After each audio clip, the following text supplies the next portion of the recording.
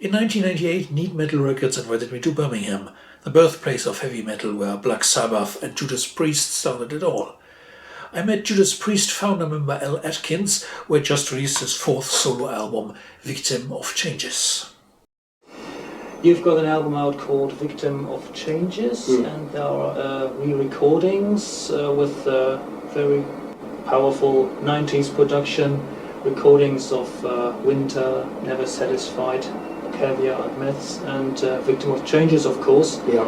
And some other songs as well. I must say my favorite tracks are the other ones, rather. The demos or the Mind demos? Conception Mind and Conception. Holy is the Man. Yeah, yeah. So where are these songs coming from? Is this Judas Priest as well, or? That's right, yes. They was put on a demo, actually here in Birmingham, recorded at Zella Studio in 1970.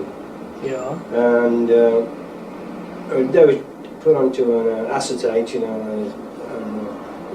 Sounds terrible now, they do. They sound like bacon and eggs frying, you know. Everything. A lot of people's interested in these old demos. When I was going to put this project together, I decided to re-record these two old tracks on the demo, and also like Black Sheep of the Family by Quatermass.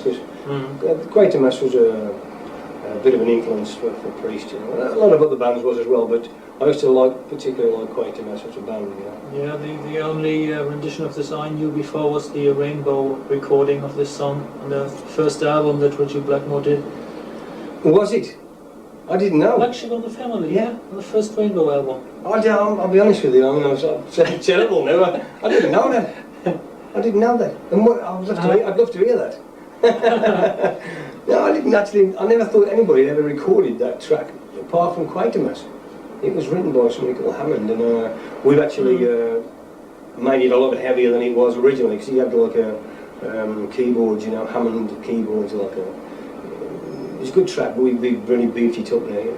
But I actually never knew that. Yeah, it's Ronnie Dio singing, it's very Ronnie good. Dio singing, does he sing it better than me, does he?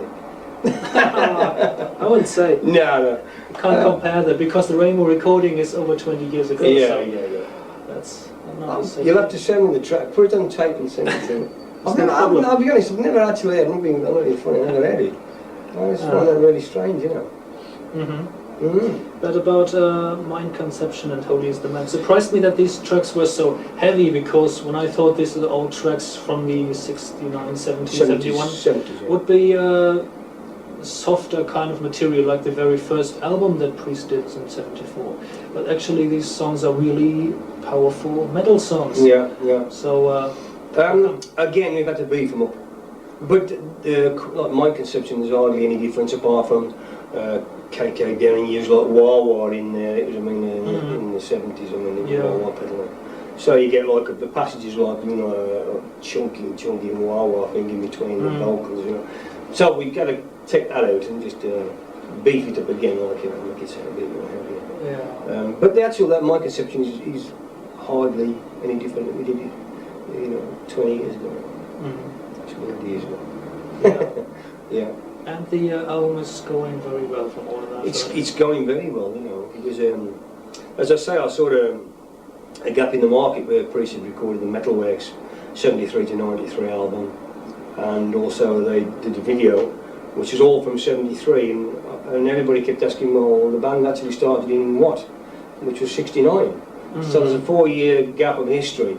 I mean, it's like Priest are so big in the world now, like it's like the Beatles type of thing, comparing like what Pete Best and what happened. They want to know what actually happened, how did the band start, and nobody's ever actually done it.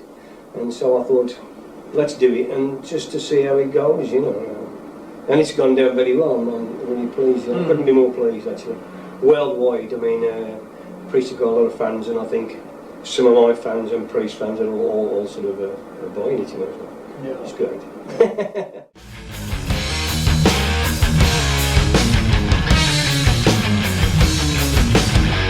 Whiskey woman, don't you know that you are driving me insane?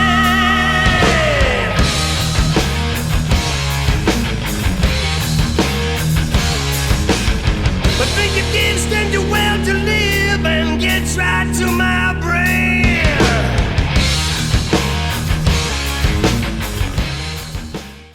we took by surprise to read that actually this is your fourth solo album already. Yeah. So can you sum up what the other three are about? Yeah, it was in the 80s. I was doing a lot of writing, trying to sound just my songs, as a writer. And in 1988, we was offered a deal by actually a German company in Berlin, SPM Records, a division of Worldwide Records. They're just an independent label. A guy called Klaus Kreubich, and he says he liked my songs and he wanted me to record it.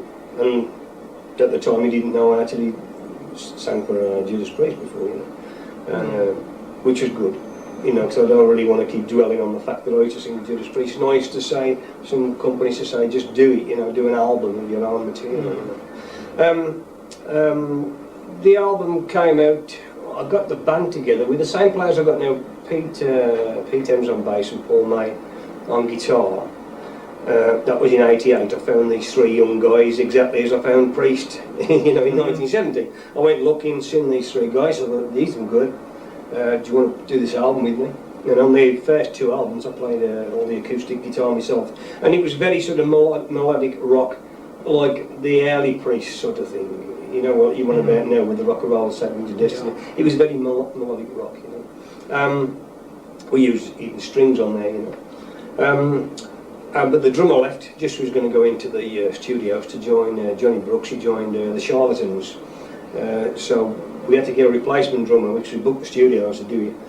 We had another guy called John Anthony come in, and not so good. Johnny Brooks, even though he plays with the Charlatans, which you probably know the Charlatans, a big pop band, but he had the great potential of being a top rock drummer. You could see, and he's making the money, so that's the main thing, But I'd like to have kept him as a drummer. He was very good. But the second album, that sold a few thousand in Berlin. It got stuck out there. A few copies got sort of put out across the world because a lot of people were writing to me from Canada. Two guys from Australia, America, Sweden, and so it was getting out there, but very slow. I did another album the year after for another company in Berlin which wanted me, TRC, another independent label, division of Green Tree or something. I don't know. Anyway, we did an album, no connections, no with Priest, which was nice. I did all my own songs. Used a session drum on the next album. Bought it out, and again, like the first, it sort of done a few thousand copies, but sort of not like this one. And as I say, when Priest bought the Metalworks album out, it stared up a whole hornet's nest because they'd done a video of the Metalworks as well, 73 to. Yeah, I've got that one. Have you got that one? And the early pictures of me on there. The phone, after I've been a couple of years without doing an album, all of a sudden I was thinking, I'll wait, something will happen, and the phone starts to ring.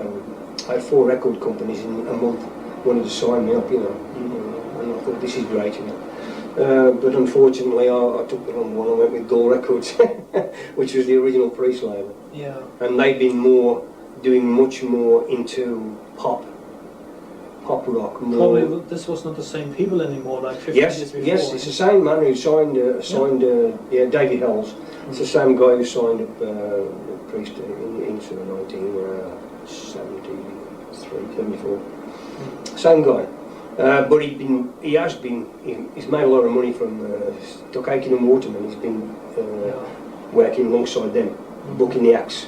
But he's been doing more on the pop side. And when the album actually come out, we had a guy called Paul Hodgson, who played keyboards on the album, and we tried to make it more commercial. It's a very, very good album, if I say so myself. There's some of the best tracks I've ever wrote on there, but it was a little bit commercial, for me. So Paul Hodgson came in. We used, drum machines. Paul Hodgson played the keyboards, backing vocals, and he produced it along with me, Pete and Paul, and we had it's a cracking album called Heavy Thoughts, and that sort of got lost somewhere.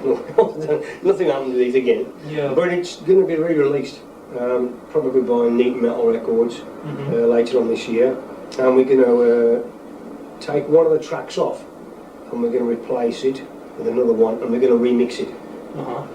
So hopefully that will get you. Just need to got a bigger sort of experience in the rock field than Gore Records, and they'll put it out to the right places. Right. To know the exact people to put it out to, you know. Yeah. So that's the other three. I did now. I've done this one, which is taken off really well, worldwide, and probably you did more interviews this year than the 10 years before. I've done more interviews than I've done in my life. Yeah, I just done one for Brazil. Just done one for Canada, a couple for America, Germany, of course. It's sort of selling really well in Germany. I've had some good reviews from right across the world, Japan, Sweden. It's only in the UK again. Go back to the UK, nothing again in the UK. It's a bit of where rock music in the UK at the moment is not as big as it used to be. Like in the 70s, lots of bands coming out, you know what I mean? Big bands coming out in the 70s. And now you do get some bands coming through, but there's not the venues we had in the 70s. You know? There's lots of venues just here in Birmingham itself. We had like Barbarella's, the Rum Runner.